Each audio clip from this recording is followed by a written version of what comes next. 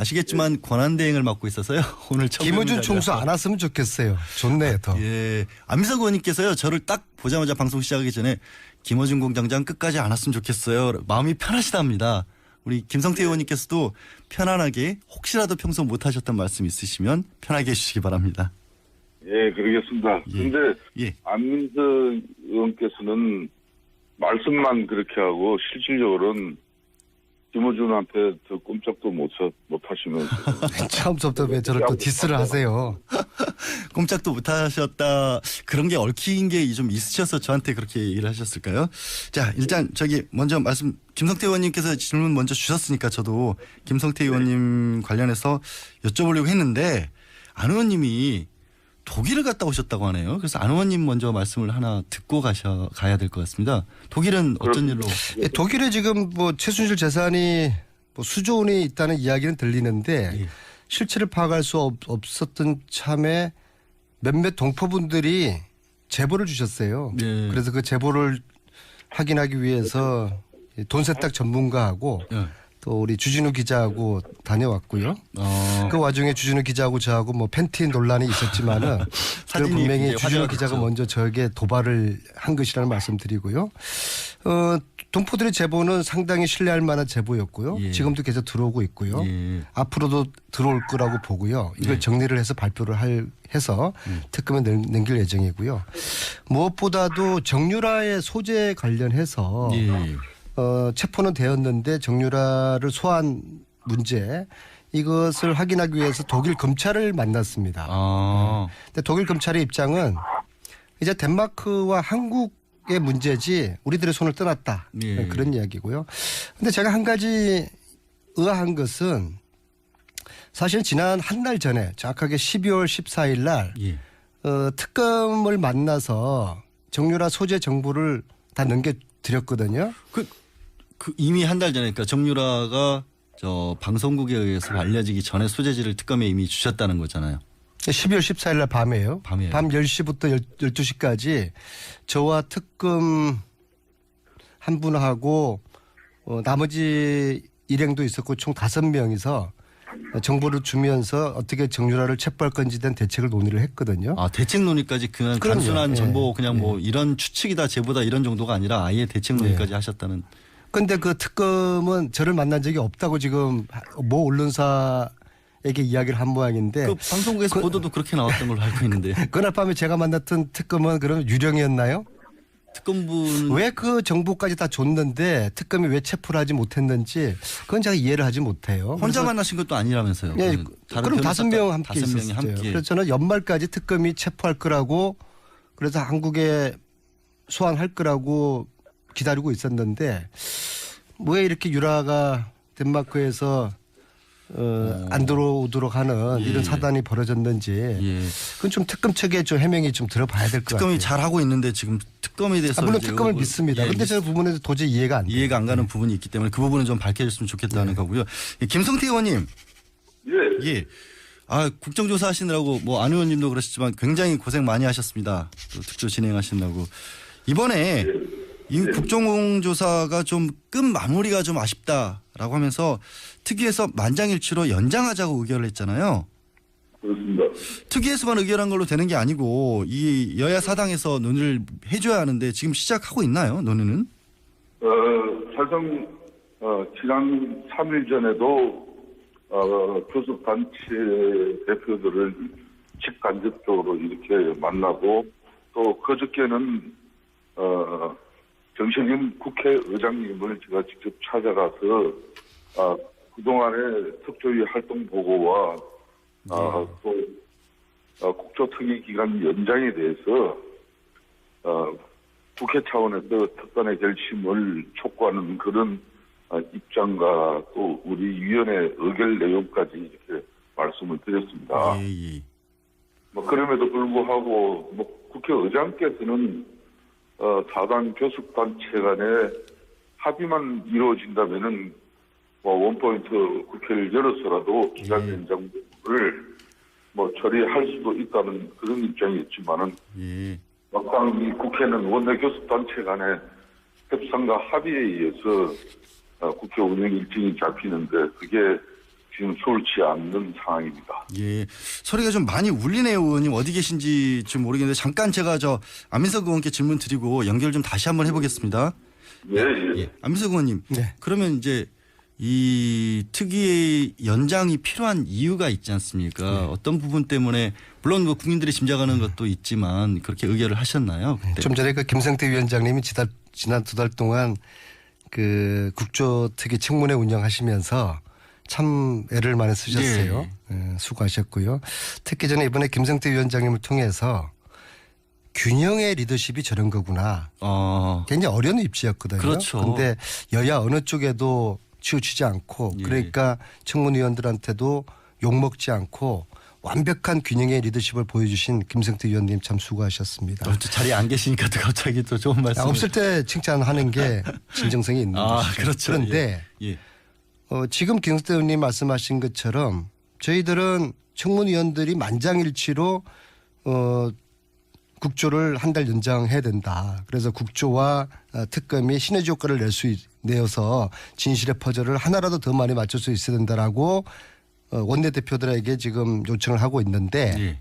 기다리고 있지만 오늘 내일까지가 골드타임입니다. 내일 지나면 이제 끝나요. 국조가. 예, 아예 네. 끝나니까. 네. 예. 그래서 기다리고 있는데 만약에 이것을 여야 대표가 담아내지 못하면은 국민의 욕구를 담아내지 못하는 여야 원내대표들 역사적인 비판받을 것이고 참 한심한 것이죠. 이렇게 제가 예. 한마디로 정리하겠습니다. 도대체 뭐가 중요한디? 예.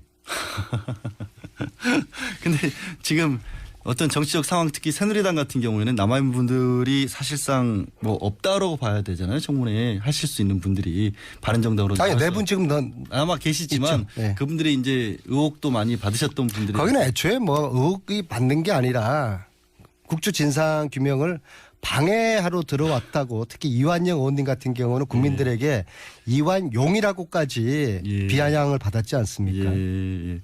김성태 의원님 다시 연결돼 계시죠? 예. 예, 이제 좀 낫네요. 안민석 의원께서 굉장히 칭찬을 많이 해주셨는데 위원장으로서 이번 국조특위 가장 큰 성과를 거둔 것은 어떤 부분이다라고 말씀하실 수 있을까요? 사실상 이 국조특위 특히 청문회를 개최하는 것은 어떻게 보면 여야 간의 정치 정쟁의 산물로 이 특위가 구성되고 청문회가 이루어지는 겁니다. 예. 그렇기 때문에 역대 그런 여러 국정조사 청문회를 보면은 항상 여야 간의 정쟁의 이 파행을 일삼기가 거의 뭐 일수였어요. 네. 그렇지만 이번에는 7차 청문회, 2차례 현장조사 청문회, 2차례 기간보고 이 11차례의 실질적인 조사에 있어서 단 한 차례도 이 위원회가 파행을 겪지 않았다는 것은 아마 대한민국 국회 헌정사에 길이 아마 남지 않겠나 이렇게 보고요. 예. 두 번째는 위원님들 17분이 그렇게 열정적으로 이렇게 임한 적이 없어요, 사실상. 예. 물론 이 청문회는 또 국회의원들 특히 초재선 의원 이런 분들에게는 아주 좋은 기회죠. 예. 50 청문회 당시에 노무현 전 의원이 이제 어떻게 보면 50 청문회를 하면서 스타 반열에 오르고 또 대통령까지 되는 그런 기반을 만들었지 않습니까? 예. 막 그렇듯이 이번에도 최순실의 이런 국정농단의 이 엄중함을 너무나 깊게 인식하고 너무나 많은 노력들을 했어요. 예. 그에 비해서 사실상 이 국회에서 정인으로 채택된 그런 사람들이 계속해서 모른다, 뭐 본 적도 없다. 안 나오고 이런 북출석하면서 이런 무성의한 과거의 국정조사 청문회의 어떤 그런 간섭을 그대로 이어받으려고 했어요. 예. 그래서 이번 같은 경우는 불출석한 정인들 32명 동행명령장까지 발부했는데도 불구하고 안 나온 사람들 이번에 열의 일명 없이 고발 의결이 됐습니다. 예, 알겠습니다. 그 말은 앞으로 국회 정은 감정에 관한 법률에 의해서 국회 모욕죄로 아마 사법부에서 제대로 처벌만 한다면은 이분들 고생 좀 할 거예요, 저분. 예. 알겠습니다. 안 의원님, 네. 지금 김성태 위원님의 이제 성과를 말씀을 해주셨는데 그 열심히 하시는 것들은 분명히 맞고 하지만 또 국민들 입장에서 봤을 때는 좀 뭐 여러 가지 뭐 얻은 것도 있지만 여전히 또 제대로 뭐 준비가 덜 된 것 같기도 하고 질문들이 좀 반복된 것 같기도 하고 그런 아쉬움 같은 것들도 좀 남는 것도 있었다. 그런 제일 안타까웠던 점은 이제 진행을 하시면서는 어떤 거 있으셨어요? 저는 지금 김성태 위원장님하고 생각이 좀 많이 틀려요. 저는 한마디로 예. 소문잔 잔치 먹을 것 없었다. 김 위원장님은 굉장히 많은 것을 얻었다라고 저는 생각하시지만 개인적으로 예. 피가 거꾸로 솟을 순간이 여러 번 있었습니다. 첫 번째는요. 그 새누리당의 그 엑스맨 아까 예. 누구라고 뭐 벌써 말씀하셨잖아요. 정말 매국적인 그런 발언 볼 때 예. 그리고 최순실 비롯한 문고리 3인방 증인들 불출석 예. 우병우 김기춘의 그 위증 이래서 이게 국민 화병이 지금 생긴 거 아니겠습니까? 예. 청문회 때문에 국민 화병이 생겼어요. 그다음 두 번째로 지금 바른정당으로 가 계신 우리 청문회 위원님들 예. 2달 전만 하더라도 국정조사까지만 하더라도 이분들은 최순실 국정농단의 부역자들이었어요. 정인들 같이. 국정조사 정인들 내놓으라고 그러면은 죽어도 못 내놓겠다고 하고 예. 그런데 청문회 기간 동안에 마치 무관한 듯 자기들은 부역자가 아닌 듯 그런 식의 말씀과 증인들에게 신분을 취하는 거 보고서 제가 또 한 번 또 피가 거꾸로 솟았어요. 그때 새누리당 의원, 그때 비박계 의원들하고 예. 지금 그분들하고 다른 사람들입니까? 그때는 유령이었고 지금은 바른정당 의원들입니까? 예. 그러니까 정치를 이렇게 하면 안 되는 예. 거죠. 지금 여기 이제 김성태 의원님께서 당연히 하실 말씀이 있으실 것 같아요. 예. 안민석 의원님이 국정조사 특유의 아쉬움이나 안타까움이 많이 있는 걸로 알고 계십니다만은 그렇다고 해서 2달 가까이 제가 아까도 언급했습니다만은 파행 한번 겪지 않고 서로를 이해하면서 이렇게 청문회를 끌고 온 동료 위원들에게 그런 입에 담지 못할 그 좀 매도를 하는 것은 대단히 부적절한 발언이에요. 그렇다면은 박근혜 대통령 지난 대선에서 박근혜 대통령의 표 찍었다고 다 이 사람들 대한민국 국민들을 부역자로 몰 겁니까? 그건 아니잖아요. 범위를 점점 두 분 다 확대를 시키고 계시네. 그렇듯이 제 말씀은 청취자분들이 평가할 테니까 위원장님께서 제 얘기를 평가하지는 제가 마시죠. 생각하기로는 안민석 의원이 사선 의원으로서 정말 어떻게 보면 이 최순실 국정농단의 그런 실체를 제일 먼저 파헤치고 오늘날 대통령 탄핵까지 이르게 한 장본인 아닙니까? 위원장님 죄송하지만요. 위원장님 잠깐만 말씀 좀 해주세요. 될 때가 된 것이죠. 예. 그렇다고 해서 굳이 같이 2달간 일은 물론 여러 가지 부족하고 미흡하고 또 동료 위원으로서 자기 중심적 어떤 판단에서 좀 마음에 안 드는 부분이 있다고 하더라도 그렇게 또 매도를 하는 것은 그 위원장님은 저는 지금 기본적으로 예, 바른정당과 동료애를 강조하고 계신데 바른정당과 새누리당은 지금 일종의 위장이혼했다고 생각하거든요. 위장이혼이다. 예. 대선 때 되면은 분명히 같이 또 묻힐 겁니다. 그리고 조금 전에 위원장님 사선이라고 표현한 것은 정정해 주십시오. 내리사선입니다. 그렇게 하겠습니다. 네, 감사합니다.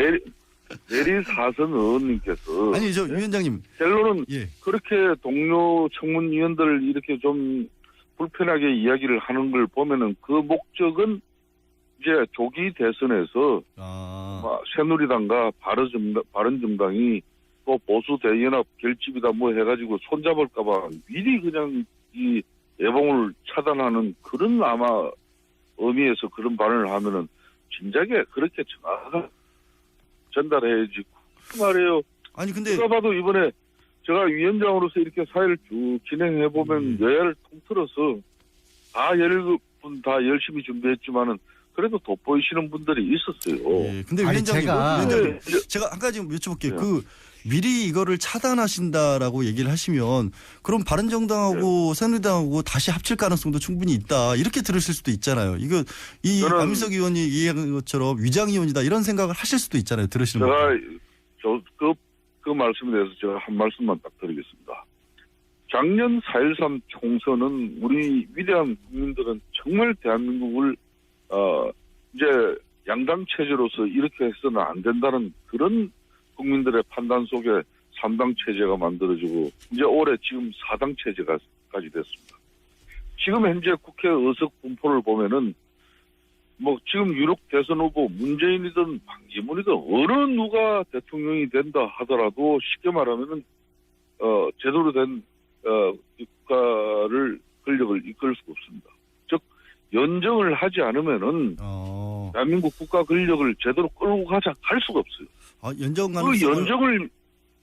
그 연정을 위해서 정치권이 이번 대선을 앞두고 여러 형태로 뜻을 모아나가는 과정에 때로는 뭐 후보 경선을 국민 참여 경선으로 이렇게 모아가지고 할 수도 있는 것이고 문재인 전 대표처럼 뭐 확고한 자신이 있으신 분들은 민주당 내에 뭐 당내 경선만 거쳐서 뭐 대선 후보로 나서시는 분도 계시고 여러 지형이 펼쳐질 거예요.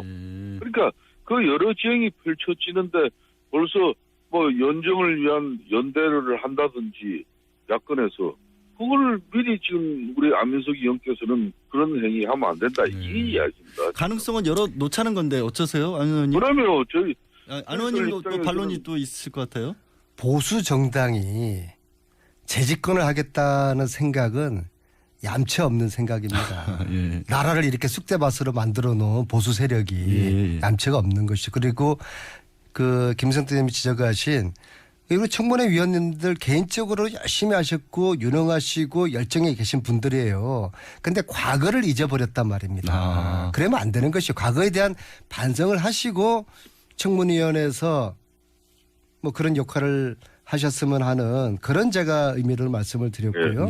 그리고 지금 이제 오늘 반기문 그렇습니다. 그 총장이 귀국하시면서 대선 얘기가 기억 나왔으니까 이제 본격적으로 이제 대선 레이스가 오늘부터 시작된다고 보거든요. 이제부터 오늘의 하루는 이전의 한 달일 겁니다.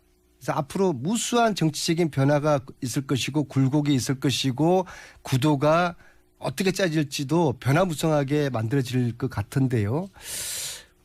제가 볼 때는 국민들은 이제 이 정권을 바꿔야 된다는 마음의 준비는 다 돼 있어요.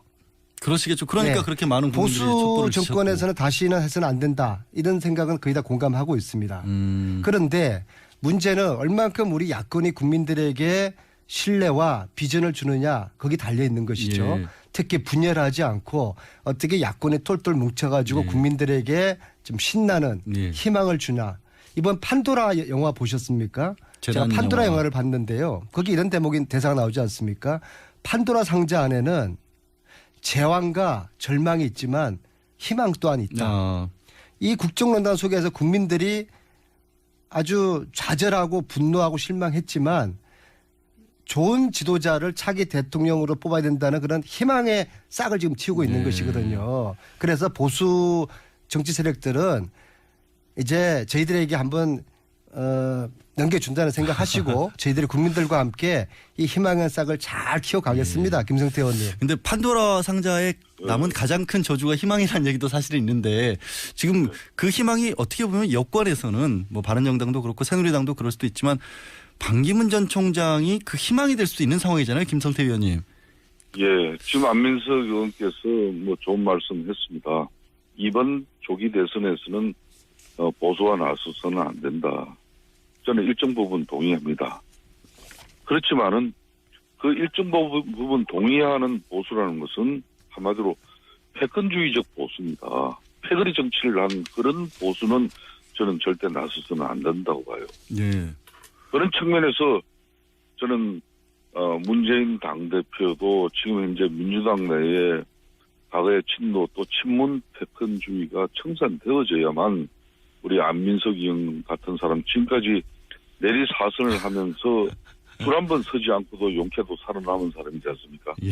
저런 사람들이 소신을 펼 수 있는 그런 민주당의 뭐 정치 구조가 돼줘야 되는 거예요. 예. 즉 다시 이야기를 하면은 과연 반기문은 흔히 말하는 친박 패권주의를 청산해내고 또 그 어떻게 보면은 굴레를 뛰어넘어서 이렇게 중도 합리성을 추구하는 그런 모든 정치 세력들이 연합을 해서 국민 대선 후보, 대통령 후보를 만드는데 본인이 참여하고 민주적인 국민들 이 경선 절차에서 본인이 선택되어지고 그 선택되어진 결과를 가지고 쉽게 말하면은 이 연합군이 만들어지겠죠.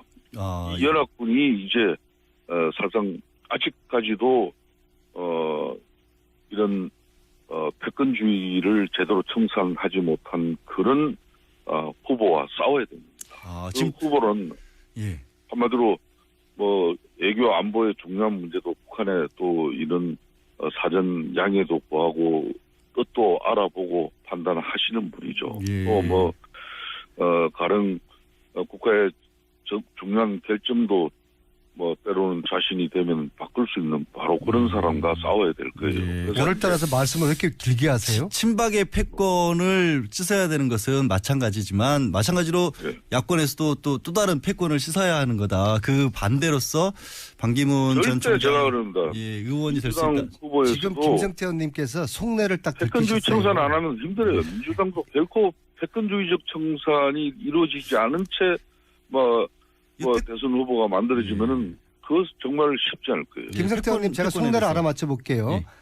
연합군이라는 의미는 그런 겁니다. 지금 반기문의 캠프가 MB계 쪽의 사람들이 짜고 있지 않습니까? MB 시즌2가 시작된 겁니다. 여기에다가 지금 비박계 중심의 바른정당 거기가 붙고 결국에는 지금 친박 새누리당이 결국에 나중에 합류를 할 겁니다. 우리가 남이가 김종인 위원장까지 가신다는 얘기도 나오잖아요. 벌써. 그래서 거기서 김종인이라든지 안철수라든지 그 중간에 항상 역사적으로 뭐 애매한 정치를 해오신 그런 분들이 그분들은 뭐 끝까지 가봐야 아는 것이고요. 우리는 뭐 그런 정치를 하지 않습니다. 뭐 아니면 도죠. 뭐 애매한 정치, 회색 정치 그런 거는 저희들이 싫어하고요. 물론 저희들은 지금 앞으로 아까 말씀드린 국민들의 기대에 부응하는 경선을 해야 됩니다. 이 경선을 흥행을 해야 되는데요. 그리고 경선을 흥행을 시키고 지금 현재 과거에 한 형제였던 국민당과 어떻게 연대를 할 수 있는 그런 경선 결과를 만들어내느냐. 두 번째는 우리 문재인 그 전 대표께서 넉넉한 마음으로 내려놓을 수가 있겠는가. 경선 룰에서 사소한 거 가지고 싸우지 말고 통 크게 내려놓을 수 있겠는가. 그다음에 세 번째로 촛불 민심을 우리가 야권이 얼만큼 수용을 할 것인가. 리셋 대한민국을 만들기 위한 개혁 법안을 얼만큼 앞으로 남은 기간에 추진할 것인가. 특히 최순실 재산 몰수법을 만드는데 야권이 주도적으로 성공한다 그러면은 이런 야권의 흐름들을 만들고 촛불 민심을 저희들이 잘 수용한다 그러면은 저희들이 정권 교체 성공할 수 있을 것이다. 패권이 아니다. 김 의원님 혹시 그 지금 말씀하신 얘기에 대해서 요 근래 이제 느끼는 부분이지만은 안민석 의원이 언제부터 우리 문재인 저분이 그런 사람이 아니에요. 뭐 좋은 분이에요. 예. 그러니까 참 이제 저는 얼마 전에 민주당에서 민주연구원에서 만들어진 그 개헌저지 문건이라고도 하죠. 그런 문건 때문에 민주당이 내용을 겪은 적이 있어요. 그것 때문에 지금 박원순, 김부겸 여러 지금 잠재적 대선 후보들이 크게 반발하고 있고 조기 대선 후보 선출을 위한 그런 룰 이걸 세팅하기가 지금 상당히 어려워지고 있잖아요. 일부 의원은 이미 참여도 하지 않겠다는 그런 분위기도 나오고 저는 그런 측면에서 문재인 후보 좋은 후보입니다. 좋은 후보지만은 절대 이제 패권주의 청산하고 좋은 후보 되라는 이야기예요. 박근혜 대통령 보십시오. 그 한마디로 군신관계, 이 수평적인 방청관계가 아니라 박근혜 대통령만을 위한 정당이 만들어지고 그 정당의 국회의원이 과반수 이상이 있기를 희망했지만은 작년 4.13 총선의 결과는 결국 냉엄한 선물을 박근혜 대통령에게 안긴 것이고 그 과반수 의석이 무너짐으로써 오늘날 이런 이 비참한 여러 가지 상황을 대통령이 직접 맞이했지 않습니까? 그렇기 때문에 저는 문제